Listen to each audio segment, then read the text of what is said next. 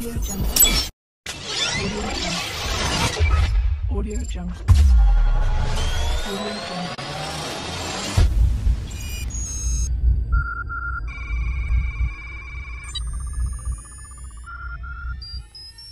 Yes. Podcast, Patrice, petit historique, évidemment, que tu as dû creuser toi aussi, Oui. qu'ont en commun le fameux RSS, Napster et Netscape, Patrice. RSS, Napster et Netscape, c'est-tu la capacité de permettre à des podcasts d'être diffusés, c'est tout ça? Ben, c'est ce qui a poussé la création du besoin. Rappelle-toi, hein, le besoin est la mère de tout ce qui vient par la suite, la mère des inventions. Oui. Donc, on se retrouve fin des années 80, début des années 90. Évidemment, les premiers geeks échangent des fichiers, commencent à échanger de la musique. Napster apparaît dans le décor. Et tranquillement, pas vite, vient le besoin de pouvoir échanger d'autres choses que de la musique. Donc, on a le début du multicast, donc de la possibilité de caster des flux. Et tranquillement, pas vite, on veut être capable de diffuser des émissions radio. Oui. Et à la demande de Netscape, qui veut trouver un format, une espèce de fichier qui permettrait de télécharger ou de repérer, on avance et on commence à créer. Donc, on a ce petit monsieur-là qui, en 1993, a lancé la première Internet radio, talk radio geek de son époque en 93. Puis c'est lui l'inventeur du RSS. Il travaillait chez Netscape. Et au départ, en 99, le premier format de fichier qui a été créé, c'est RDF pour euh, ça voulait dire RDF Site Summary, je ne me rappelle pas de l'acronyme, mais finalement, ça a été transféré tranquillement, pas vite, par Rich Site Summary pour RSS.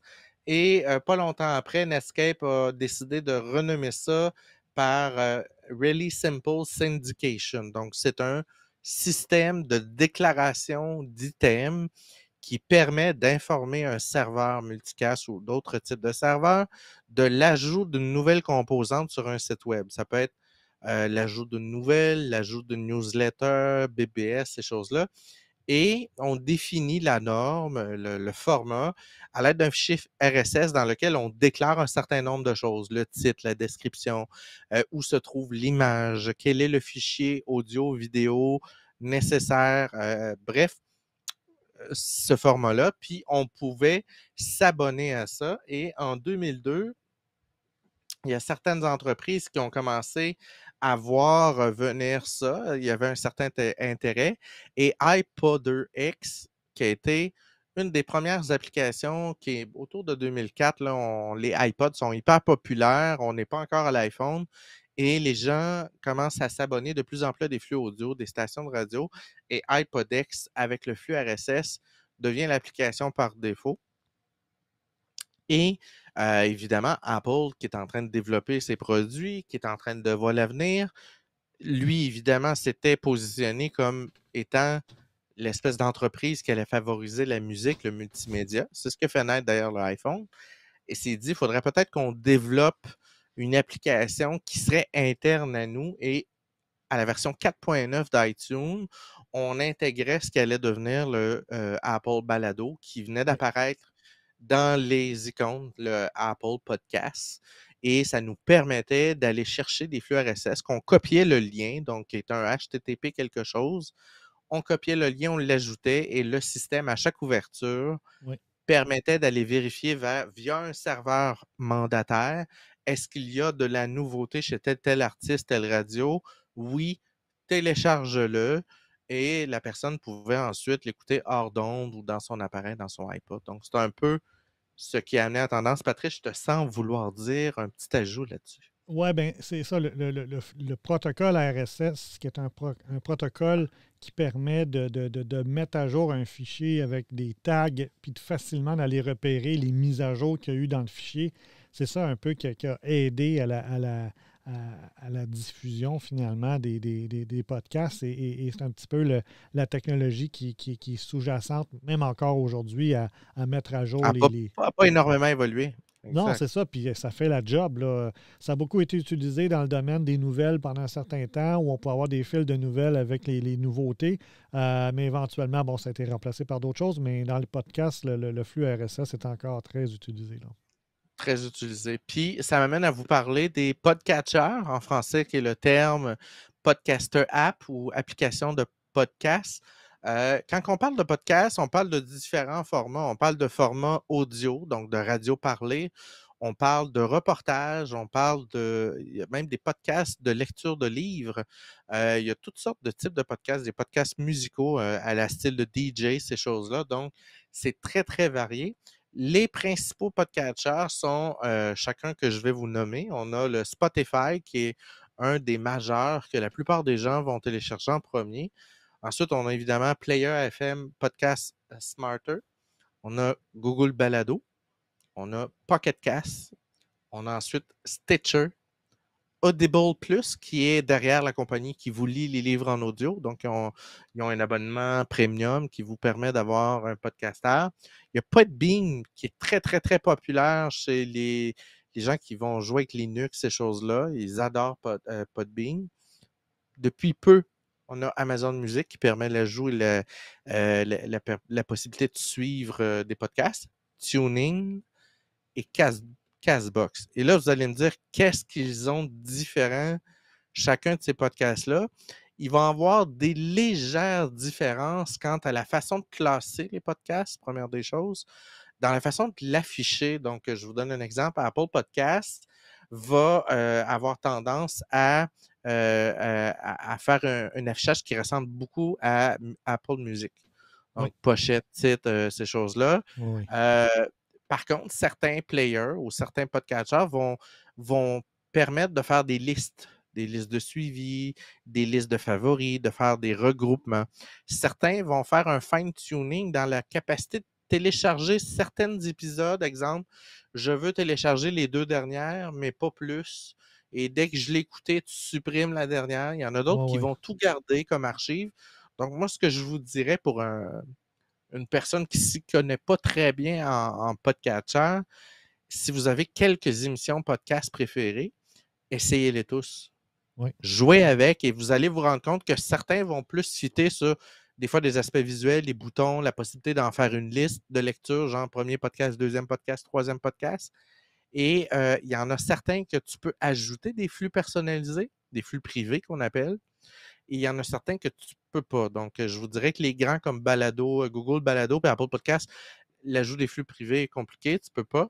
Mais quand tu t'en vas dans des Pocket Cast, Podbean, Stitcher, ben là, tu as la possibilité d'aller ajouter des flux privés qui ne sont pas nécessairement diffusés sur le net. Parce qu'il faut comprendre que les gens qui vont diffuser des podcasts peuvent s'abonner à des flux de syndication, donc c'est-à-dire des entreprises qui sont en charge de reprendre leur fichier audio puis de le syndiquer à différentes plateformes, Apple, Google, et nanana. Il y a des hébergeurs de podcasts. Il y en a plusieurs qui permettent d'aller héberger directement le fichier puis qui vont être responsables de syndiquer le fichier. Donc, il y a plusieurs différences. Et il existe en dernier lieu des podcasts dits privés, donc des gens qui vont faire leur propre podcast avec leur propre page web, puis que la possibilité de le chercher, c'est directement sur leur page web. Ils vont avoir un fichier RSS, mais il n'est pas diffusé dans toutes les plateformes. Alors, si vous êtes plus dans ce style-là, peut-être aller voir plus vers un podcatcher un peu plus développé de ce côté-là. Je vais vous montrer tantôt un petit exemple de mon podcast que j'ai construit avec une application et comment il est diffusé. Ben moi, c'est tout pour moi, Ah, Patrice. c'est tout. C'était On va aller Ben tout de oui, suite, ça va faire le lien, on va aller tout de suite à ça, puis ça ne sera pas très long, mais j'ai démarré, avant d'avoir la chaîne Twitch, un podcast qui est Silicon Valley Technologie et compagnie. Et je me suis déniché une petite application qui n'était pas très chère, là, je pense que c'était une dizaine de dollars sur le App Store d'Apple, qui s'appelle le Podcast RSSR. Et ce que ça permettait de faire, c'est super simple, c'est d'être capable de remplir les différents champs pour générer le fichier RSS à la fin. Donc, c'est super simple, c'est quelques écrans, on remplit nos informations. Dans ce cas-ci, ça, c'est le nom de la chaîne avec les informations de base sur la chaîne. et on est capable vraiment de dire, bon, mais mon fichier RSS, il va être à quel endroit exactement. Dans mon cas, je l'héberge moi-même sur mon serveur. Donc, le fichier s'appelle siliconvalley.rss dans le sous-répertoire Silicon Valley Balado. Et ce que je faisais, c'est que je vais juste aller au prochain. On est capable après ça de créer nos épisodes et de documenter nos épisodes avec les images s'il y a lieu des pochettes ou de l'image qu'on veut qui apparaisse sur les différents sites. Et la beauté, c'est qu'on est capable après ça de générer le fichier RSS que vous allez voir en conclusion. Et ce fichier-là, on a juste à le sauvegarder et après ça, on est capable de le déposer au bon endroit sur notre serveur, par exemple, si on l'héberge nous-mêmes.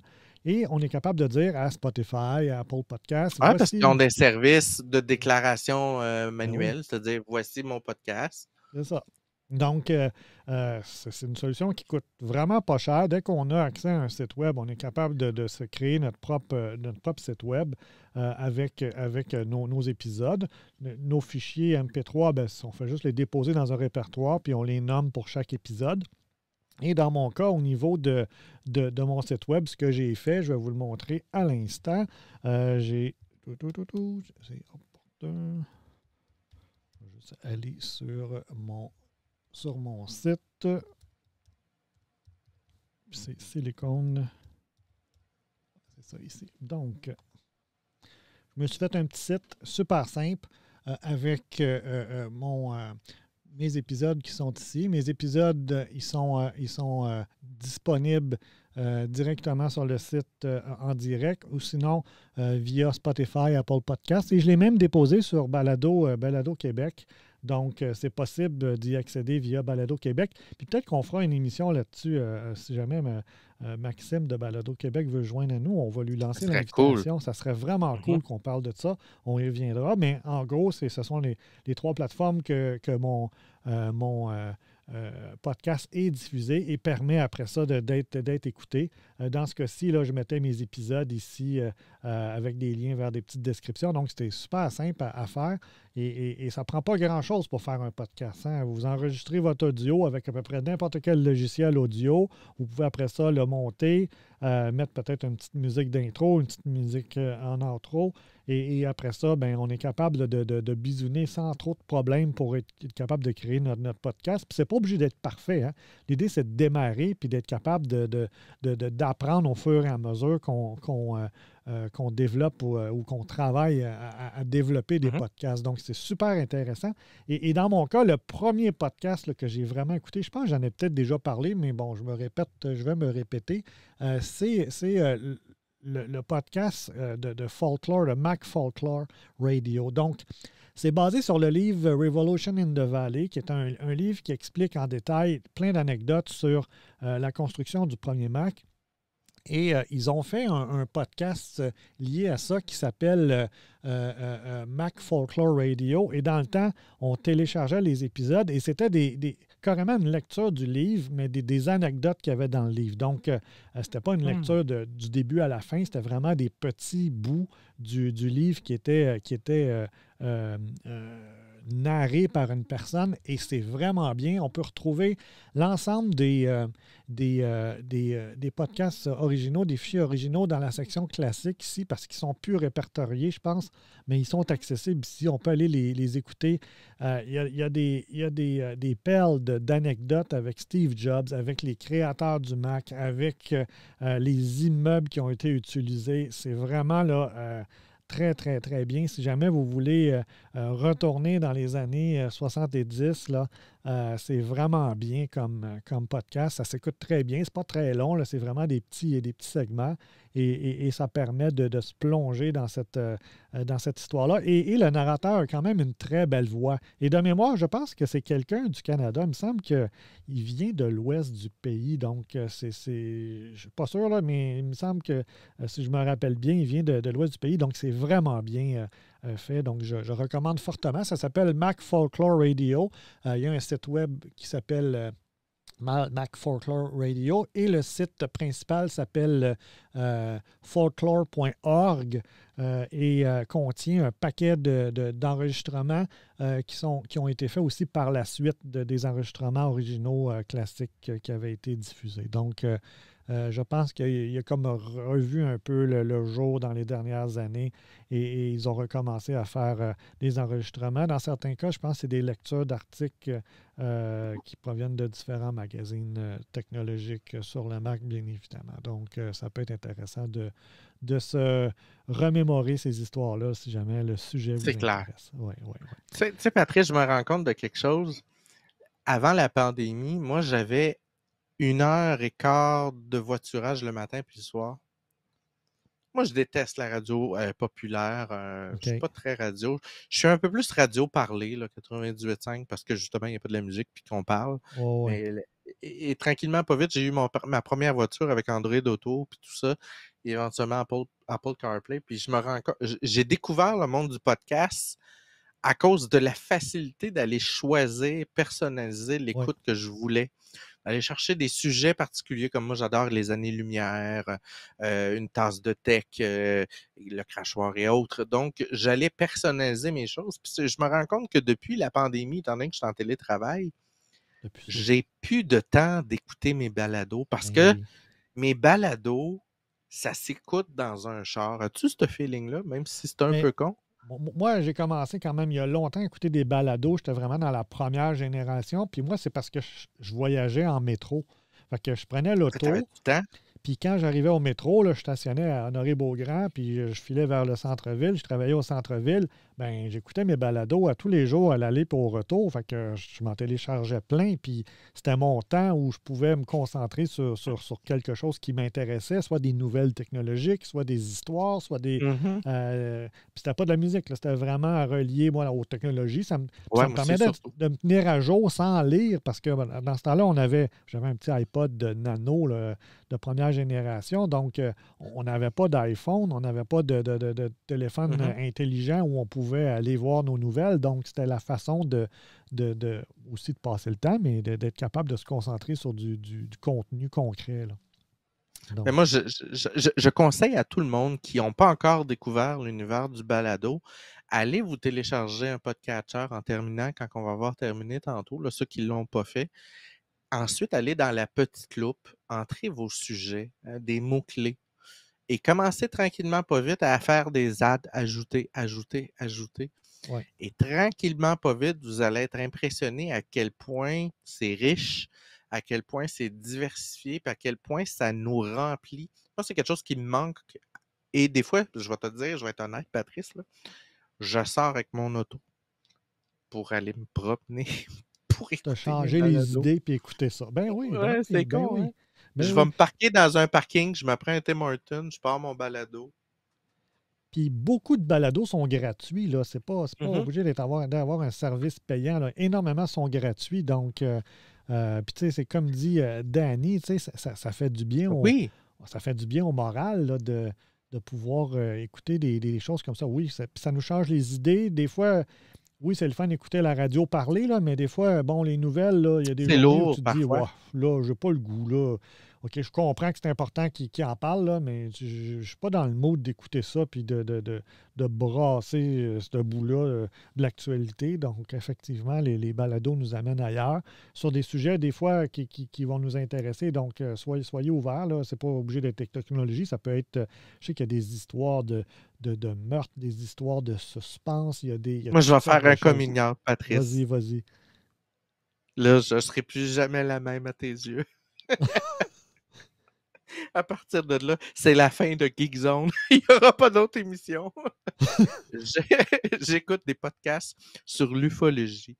Je suis très intéressé par le domaine. Ça. Mais j'écoute pas n'importe quel podcast sur l'ufologie. J'écoute un en particulier, un anglais, qui, lui, a une approche hyper scientifique, hyper sceptique. Il va reprendre toutes les choses historiques, les remettre en contexte, les défendre, les enlever, dire « ouais, ça n'a pas de sens. » Donc, j'ai un petit côté un peu flyé, les histoires insolites, j'adore ça. Ben oui, Narcomène, je deviens saucé. Ben oui. C'est fini, on m'aimera plus. La sauce UFO. Mais j'ai quand même mon petit côté cérébral, donc Ben j'embarque pas oui. dans n'importe quelle sauce.